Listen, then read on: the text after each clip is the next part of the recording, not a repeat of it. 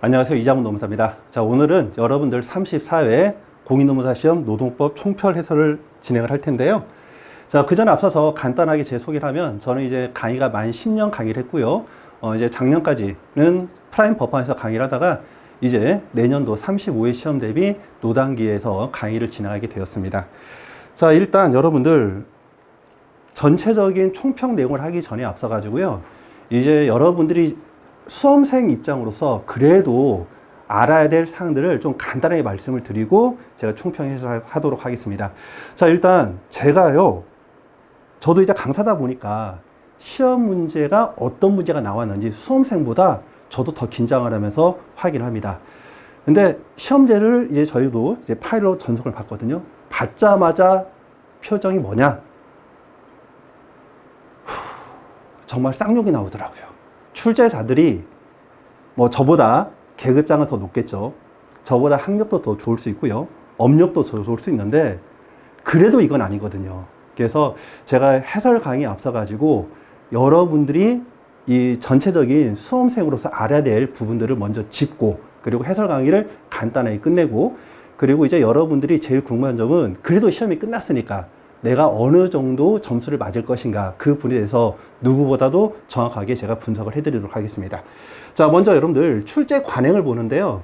자, 여러분들 1년 동안 여러분들이 인생을 걸고 투자를 했어요. 물론 제시, 삼시도 있겠지만 일단 우리가 목표를 1년으로 잡았을 때 1년 동안 투자했는데 정말 아무것도 모르는 문제가 나온다라면 그 시험이 변별력이 있을까요? 절대 없죠. 그래서 우리가 기본적으로 100점 기준이지만 노동법은 우리가 노원, 노투를 각각 따로따로 놨을 때 75점, 100점을 했을 때요. 각각 3문제가 출제가 된다고 볼게요. 자, 그러면 우리가 누구나 1년 이상 공부를 했다라면 어느 정도 답안이 구성되는 문제를 한 문제를 냅니다. 즉 평이한 문제. 이 평이한 문제를 잘 썼다 해가지고 시험을 잘 본 건 아니에요. 그렇지만 이 평이한 문제를 놓쳐버리면 이거는 필히 불합격이 되겠죠. 그래서 일단 누구나 쓸 수 있는 평이한 문제 한 문제가 나오고요. 그 다음에 이제 변별력을 우리가 찾기 위해서 누구나 쓸 수는 있지만 차별화될 수 있는 문제, 고난이도 문제를 한 문제를 끼워 넣습니다. 보통. 이해가 되셨죠? 그리고 이제 나머지는 이제 옵션인 거죠. 그래서 당일연도에 정말 이슈가 된다거나 아니면은 좀, 요것들은 좀 알아야 되는데 수험가에서 이거를 조금 등한시한다. 그런 부르타 문제. 이런 부르타 문제를 옵션으로 선택지로 이제 내는 거죠. 그래서 부르타 문제는요, 수험생 입장에서 본 적은 있지만 너무 지엽적이거나 아니면 너무 최식이거나 이래서 기억이 좀 나지 않는 문제, 이런 것들을 보통 부르타 문제랍니다. 물론 이 강사분들에 따라 가지고 부르타 문제를 어떻게 하냐면 예를 들어서 전 과목에 있는 모든 문제를 찍는다. 그러면서 다 부르타래. 이런 아무 의미가 없죠. 참고로 저 경우는요, GS 3개 과정이 끝날 때 1년 동안 이제 여러분들이 농사를 짓잖아요. 수험 농사를 지으면 그 중에서 A급, B급, C급으로 나눠서 노원, 노투 각각 평균 25개 내로 문제를 찍어줍니다. 자, 그러면서 이제 C급 정도를 이제 부르타라고 하는데 부르타 문제가 사실상 많지는 않아요. 이해가 되셨죠? 자, 그런데 지금 올해 시험 문제는요, 개인적으로 봤을 때 노원, 노투에서 뭐 출제될 만한 문제가 메인으로 한 문제씩 나왔다 하는데요. 제가 볼 때는 다 부르타 문제입니다. 그래서 노원에서 제 1교시에 우선 제공의 의무, 그것도 사실상은 부르타 문제인데 그게 일반적인 수험 관행에서 부르타 문제에 해당되고요. 나머지 1교시 2문, 그리고 2교시 1문, 2문은 이거는 부르타도 아니에요. 그냥 엿먹어라 문제입니다. 그래서 그런 출제 경향을 제가 정확하게 설명을 해드리겠습니다. 자, 일단 여러분들 그 출제자로 들어가시는 분들은 어떤 책무가 있냐면요. 수험가 있는 정보를 모두 취합해가지고 평이한 문제, 고난이도 문제, 부르타 문제를 선별해야 할 책무가 있어요. 근데 올해 시험에 들어간 출제위원들은요, 이런 것들을 다 등하시한 것 같습니다. 그래서 이런 부분들은 이게 뭐 강사님에 따라서는 부르타 문제를 최대한 선방하기 위해서 뭘 하겠다. 이런 것도 좋지만 더 중요한 거는 이런 관행이 생기지 않도록 출제자들이 여러분들을 막말로 이런 거죠. 마루타로 만든 거예요. 수험생들을 여러분들이 인생을 걸고 공부하는 수험을 마루타로 만든 거라니까. 저도 사실 이제 고시 공부하면서 이제 수험 생활이 좀 고시 공부할 때 좀 길어진 시간이 좀 있거든요. 그래서 여러분들의 인생이 너무나도 중요한 걸 아는데 출제자들이 이거 한번 내볼까? 이런 식으로 내는 거는 진짜 아니라는 거죠. 그래서 제가 각 문제별로 왜 문제가 이게 그 출제에서 왜 문제가 되는지를 한번 찾아드리도록 하겠습니다. 일단 여러분들이 저의 경우에 이제 보통 GS 3개 과정이 끝날 때 25개, 노원 25개 내외, 노트 25개 문제를 제가 선별하는데 그 선별하는 과정을 제가 여러분들에게 논리적으로 설명해 드릴게요. 자, 먼저 법리의 중요성입니다. 일단 공인노무사 시험에서 노동법이라는 건요, 대한민국의 노동법 전문가를 양성하는 과정이죠.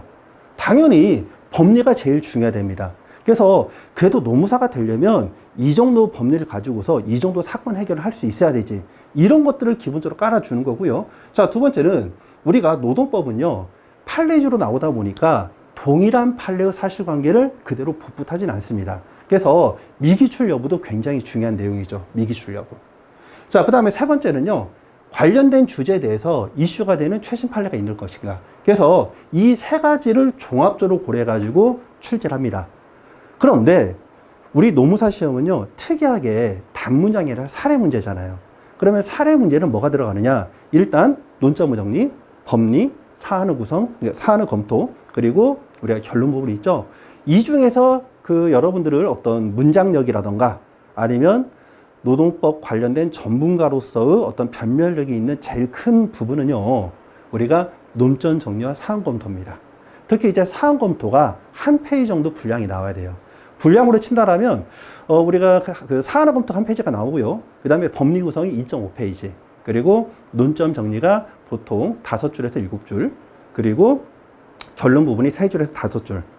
그래서 논점 정리와 우리가 그 결론부를 합치면 이게 한 페이지 정도가 나오는 거죠. 그래서 전체적으로 봤을 때 25점짜리 기준으로 우리가 4페이지를 써야 되네. 4페이지를 써야 돼요. 결론은 뭐냐면요, 이 부분도 무시를 못 합니다. 아무리 중요한 내용이라 하더라도요, 법리라던가 사안의 검토 분량이 나오지 않는다면 사례 문제를 낼 수가 없는 거예요. 이해가 되셨죠? 그래서 보통 우리가 노동법은 실체법을 다루기 때문에 사실관계를 근거로 해서 법리적인 구성을 해가지고 사안 검토 한 페이지가 나와야 돼. 그래서 절차적인 법리를 묻는 시험 문제는요, 안 나옵니다. 한번 나온 바가 있죠. 30회 때 구제이익에 관련된 부분이 나왔는데 이 구제이익은요, 전원합체 판결로 완전히 판례가 뒤바뀐 거거든요. 그래서 과거에는 우리가 원집 복직만을 구제로 삼았지만 지금은 원집 복직뿐만 아니라 금전 보상도 구제로 삼아야 된다 해서 이거는 실무에서 굉장히 중요했던 내용이기 때문에 이게 절차적인 부분이라더라도 출제가 될 수 있고요. 그때 이 부분이 이제 부르타로 처리가 되는 겁니다. 자, 그런데 이제 올해 시험 문제는요, 어떤 문제들이 있냐. 첫 번째부터 보겠습니다. 자, 우리가 1교시 1문은 우선 제공 의무를 보면요, 일단 첫 번째는 분량 미스입니다. 우리가 1문에서 20점, 그리고 1문에 1에서 20점, 1문에 2에서 3점 배점인데 1문에 1은 질문이 뭐냐? 근로자가 나는 지금 법적으로 아무런 조치도 취하지 않았지만 근로자다 이렇게 주장하는데 그 주장이 타당할 것이냐 물어보는 거고요. 그리고 1문에 2에서는요, 이제 손해배상 청구를 하는 겁니다. 그 손해배상 청구를 했을 때 이제 그 손해배상금을 내가 원래 회사에서 다녔다라면 받을 수 있었던 금액 전체를 이제 청구를 하는 거죠. 그게 타당할 것인가. 근데 이 부분은요, 설문 보면서 제가 다시 한번 분석을 해드릴 거고요. 그래서 분량이 미스가 납니다. 이게 분량이 어떻게 되냐면 이게 30점 그리고 20점 배점은 분량이 돼야 돼요. 이 부분에서 일단 미스가 됐고요. 그리고 이제 2문에서 논점을 무시한 당사자 주장으로 제시가 됩니다. 이 부분도 조금 이따가 제가 설명해 드릴게요. 그래서 우리가 1문 자체에서도요, 이게 좋은 문제 같긴 하지만 사실상 약간의 어떤 그 논리적으로 미스가 난 부분이 있고, 자, 두 번째, 여러분들이 이제 카페에서 제일 이슈가 많은 게 1문에 이거 작업 중지권인데요. 작업 중지권 판례, 개인적으로 봤을 때는요, 전혀 의미가 없습니다. 왜 의미가 없냐면 제가 이제 그 오늘 해설 강의를 올리고 그리고 제 카페 같은 데다가 관련된 판례 그리고 전체 풀답안을 올려드릴 거니까 이 영상을 보시는 분들은 꼭 확인을 한번 해주세요. 자, 일단 이 판례는요, 판례 법리가 아예 없어요. 예, 농담이 아니고 판례 법리가 아예 없습니다. 판례 법리가 아예 없고요. 거기서 판례 법리에서 판단한 부분은 뭐냐? 이제 근거 법령, 예, 작업 중지권이 인정되는 근거 법령, 그리고 그 근거 법령은 입법 취지인데, 우리가 입법 취지는요, 모든 법의 제1조는 뭐가 있느냐? 해당 법의 목적이 있죠. 그러니까 입법 취지는 우리가 산업법 1조로 어느 정도 가름이 됩니다. 자, 그리고 법리 없고요. 그리고 나온 건 뭐냐? 전체적인 사실관계를 쭉 적시하고요. 우리가 긴급한 상황을 대피할, 작업을 중지하고 긴급한 상황을 대피할 수 있는 합리적 이유가 있다. 그걸로 끝나버려요. 그러면 과연 이게 변별력이 있냐는 거죠. 변별력이 없습니다. 이 부분도 이따가 이제 그 전체적인 문제를 보면서 다시 한번 말씀드릴 거고요. 그 다음에 2교시 1문의 1, 교섭 단위 분리. 자, 요것도요, 얘랑 유사한 거죠. 법리가, 그래도 얘는 법리가 좀 있어. 근데 얘도 사실상 법리가 거의 없습니다. 사안을 검토할 때요, 우리가 교섭 단위 분리를 할 때는 현격한 근로조건 등의 차이가 있다고 인정될 때, 그때 우리가 교섭 단위 분리를 하거든요. 자, 그러면 이 현격한 근로조건의 차이가 뭐냐? 예, 관련된 법리가 거의 없어요. 법조문을 그냥 거기다가 부연 설명하는 것 뿐입니다. 그러면 사안을 검토 어떻게 돼? 사실관계 있는 걸 그냥 쭉 나열하고요. 현격한 근로조건의 차이가 있다. 이유로 끝. 요것도 변별력이 없습니다. 요 문제도. 자, 그 다음에 이 구제 신청 기간과 그 다음에 여기 2교시의 이문, 여기 문자가 빠졌네요. 이문, 교원 노동법에서 중재제정. 자, 이 부분은요, 이게 너무나도 최신 판례입니다. 이게 언제 나왔냐? 25년 4월 달에 나와요. 4월 달에. 자, 4월 달에 법원 속보본으로 나옵니다. 법원 속보본은 뭐냐면요, 대법원에서 판결을 땅땅땅 때리면요, 그 판결문 자체를 대법원 사이트에 그대로 업로드합니다. 한글 파일하고 PDF 파일로. 예. 아무것도 다듬지 않고 그냥 올려요. 자, 그러면 요 부분을 이제 법원에서 근무하시는 법원 공무원들이 글을 다듬어요. 그래서 대략 2개월 후 공보본을 냅니다. 그럼 이 공보본은 뭐가 들어가느냐? 이 판결문 안에서요, 나중에 쓸 수 있는 내용들을 뽑아내요. 그게 뭐냐? 판시 사항과 판결 요지죠. 판결 요지. 그러면 여기 4월 달에 속법이 나오면요, 우리가 공보본은 6월 달에 나온다는 거죠. 그럼 6월 달이면 여러분들 GS 3기가 거의 다 끝날 때쯤이에요. 이해가 되셨죠? 한 중반쯤 됐겠다. 그렇죠? 올해 같은 경우는 GS 3기가 끝날 중반쯤. 그러면 여러분들이 요 두 문제는요, 모의고사로 처리가 안 돼요. 시기적으로. 그래서 아무리 최신 판례가 중요해도요, 최소한 GS 3기가 시작되기 전인 4월 달에 공보본이 나오는 문제를 내야 됩니다. 그러면 4월 달에 이슈가 되는 판례가 나왔다. 그러면 그거를 GS 3기 때 모의고사 내고, 그거를 여러분들이 한번 예방적 좀 맞았잖아요. 그걸 가지고서 시험장에 들어가야 되는데, 올해 이 두 문제는 아예 손을 댈 수가 없어. 아, 이거 적중했다는 분들도 계시죠. 물론 저도 이 중에서 요거는 뭐 나름대로 최신 판례에서 수업을 설명을 하긴 했습니다. 근데 실적으로 여러분들이 이거를 A급, B급까지 공부할 정도로 공부를 했을 것이냐. 제가 볼 때는요, 단언컨대 이거 준비하신 수험생은 거의 없을 겁니다. 그러면 총체적으로 봤을 때요, 지금 그래도 얘는 고전적인 문제니까 쓸 수 있어. 그리고 얘하고 얘는 법조문 좀 비벼 쓰고 사안은 검토까지는 돼. 근데 얘와 얘는요, 얘는 손댈 수가 없어요. 그러면 제가 아까 처음에 말씀드렸잖아요. 우리가 시험 문제를 낼 때 평이한 문제가 한 문제, 그리고 차별화될 수 있는 고난의 문제가 한 문제, 그리고 이제 어떻게 우리가 정말 브루트한 문제가 한 문제 정도가 낄 수 있는 건데, 노동법은 지금 노1, 노2가 합쳐졌잖아요. 손댈 수가 없는 겁니다. 제가 장담컨대 표점제로 해가지고 여러분들이 노동법이 60점 이상 나오신 분들이 분명히 있을 겁니다. 표점제의 패단도 제가 설명해 드릴 거예요. 그렇지만 원점수를 여러분들이 무시하면 안 됩니다. 원점수로 봤을 때 제가 볼 때는 50점 이상을 넘는 분들은 거의 많지 않을 거라고 봐요. 합격생 중에서도 반절 이상이 60점. 표점제로 해서 한 55점 할까요? 55점 넘는 분들이 합격생들 기준으로 많지 않을 것으로 판단이 됩니다. 자, 이런 문제들이 있고요. 그러면 이제 왜 이번에 이런 시험 문제가 발생을 했느냐. 보시면요, 제가 볼 때는 얘가 제일 큽니다. 표준점수제.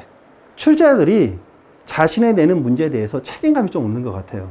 그냥 한번 내보지 뭐, 이런 거. 이거, 야, 노무사 되려면 이 정도는 알아야지. 이런 것도 몰라? 말은 쉽죠. 지금 현직에 있는 노무사들은요, 올해 시험제 내면요, 손 못 댑니다. 장단컨대. 그러면 왜 이런 문제가 나오냐? 표준 점수제 때문에. 꽈락이 없어요. 꽈락이. 우리가 꽈락을 면하려면 최소한 쉬운 문제 한 문제는 끼어 있어야 돼. 그래야 거기서 어느 정도 점수를 맞고 다른 데서 이제 비롯해서 점수가 좀 누적이 돼야 꽈락이 넘는 거잖아요. 근데 표준 점수제는 저도 솔직히 표준 점수제가 이제 그 정규 분포로 돌린다는데 제가 이제 경영 쪽이라던가 아니면은 이제 수학 쪽으로 머리가 좀 딸려가지고 정확한 산식은 모르겠습니다. 무슨 수식이 있다던데. 근데 이 표준 점수를 하다 보니까 이제 점수가 낮다 하더라도요, 이게 다 베이스업이 됩니다. 베이스업이. 그래서 베이스업이 되다 보니까 출제자들이 일단 문제 내고 뭐 어쨌든 간에 합격생들은 여기서 맞춰지니까. 근데 그렇게 하면 수험생들이 공부할 때 엄청난 혼란이 발생하겠죠. 그래서 이 표준 점수제에 대해서 제가 좀 시간을 할애해서 많이 설명해 드릴 거고요. 자, 그 다음에 두 번째는요, 정부 정책이 좀 반영된 듯 싶습니다. 자, 우리가 산업안전보건법을 2차에서 출제를 하자, 이런 얘기는요, 한 7, 8년 전, 그때부터 나오기 시작했습니다. 근데 아까 말씀드린 것처럼, 기본적으로 노동법은 실체법을 다루는 내용이기 때문에 이걸 사례 문제로 내려면 기본적으로 법리가 나와야 되고요. 사항검토량이 한 페이지가 나와야 돼. 근데 이 산업안전보건법이라던가 기타 절차적인 법리를 다루는 판례는요, 이 분량 사이즈가 안 나오거든요. 그래서 지금까지 한 번도 나온 적이 없습니다. 산업법과 관련해서 출제가 된 적은 딱 한 번 있어요. 29회 때, 산업법이 아니다. 산재법이구나. 그래서 산재법상 이제 그 업무상재해 노래방 사건이죠. 회식 중 음주 사고로 인해서 다쳤을 때 업무상재해가 인정될 것인가. 그게 29회 때 한번 출제가 된 바가 있고요. 나머지는 우리가 거의 다 이제 실체법으로 출제가 되었습니다. 자, 그리고 이제 지금 현행 정부 정책이 산업안전보건법 관련된 중대재해처벌법이라던가 아니면은 뭐 산재보호라던가 이런 것들에 지금 포커스를 두고 있거든요. 그래서 이런 어떤 정부가 정책이 바뀐 건 아니지만 정책이 굉장히 강화되다 보니까 그런 입김도 좀 작용을 한 것 같긴 한데 그래도 수험판에서는요, 우리가 정치적인 색깔이 들어가면 안 되죠. 수험생들이 어떻게 공부하고 노무사로서 우리가 어떤 역량이 필요한가를 판단을 해야 됩니다. 자, 그리고 세 번째는요, 우리가 출제자 경향인데 과거에 한 7, 8년 전에 저도 이거는 이제 그 실제 출제자로 들어가신 분한테 들은 입담입니다. 산업법 얘기를 꺼냈다고 해요. 그랬더니 교수님들이 말렸대요. 야, 산업법 출제하면 이거 누가 쓰냐? 이렇다고 합니다. 그러면 제가 볼 때는 이 출제자가요, 교수님들 뿐만 아니라 우리가 노무사로서 업력이 되신 분들도 덜어 들어가시거든요. 그래서 제가 볼 때는 산업안전보건법 영역에서 뭔가 활동하시는 분이 출제를 하지 않았을까, 그렇게 조심스럽게 추측을 하는데, 이런 출제자 경향까지 우리가 분석을 하면서 시험 공부를 해야 된다? 자, 여러분들, 노동법은요, 다른 과목에 틀립니다. 실체법이에요. 매년 판례가 누적돼요. 기본적으로 제가 수험적으로 그래도 쓸만한 판례들을 정리를 하면요, 보통 30개에서 50개가 나와요. 여기다가 절차적인 거, 실무 판례까지 합치면요, 이거 보통 60개 이상 됩니다. 60개 이상. 매년. 그럼 여러분들은 우리가 기본적으로 누적됐던 판례 법리를 버릴 수는 없죠. 왜? 언제든 다시 출제될 수 있으니까. 그럼 매년 산더미처럼 불어나는 노동법 판례를 여러분들이 다 소화시킨다? 그럼 강사들이 쪽집게예요? 인공지능 AI야? 이거를 다 분석해가지고 다 해줘요? 그렇진 않죠. 우리가 분량이 많은 강사님들, 뭐, 그럴 수 있죠. 왜냐? 내가 찍은 문제에서 안 나오면 다른 사람의 인생을 우리가 1년의 시간을 소비시킨 거잖아요. 그 부담감이 수험생들이 생각하시는 것보다 어마무시하게 큽니다. 저 같은 경우에도요, 그 말이 옆으로 좀 새는데, 시험이 끝나고 났을 때, 참고로 저는 이제 수험생이 그렇게 많지는 않습니다. 예, 소수 정예반으로 운영이 되는데, 답안지를 제출하신 분이 많지는 않아요. 근데 어떤 분이 합격권이 있습니다. GS 이 과정까지는 논점 정리라든가 사항은 검토가 좀 정리가 안 됐는데 3기부터 딱 봤을 때 제가 실제 수험생으로 돌아와서 썼을 때보다 더 잘 쓰는 것 같아요. 이분은 필히 합격이다. 그래서 합격 수기 하나 확보했다. 그래서 되게 좋아했어요. 시험지 딱 보고 나서 그분한테 너무 미안한 거야. 근데 그분이 당일 시험이 끝나고 저한테 톡이 왔습니다. 노무사님 덕분에 그래도 쓸 만큼 다 썼습니다. 그래서 제가 전화를 걸고요. 한마디가 뭐냐? 너무 미안합니다 했어요. 근데 그분이 오히려 저를 위로해 주시더라고. 그래서 이 기회를 빌어서 그분한테 너무너무 감사하다고 다시 한번 말씀드리고 싶고요. 그래서 이 표준 점수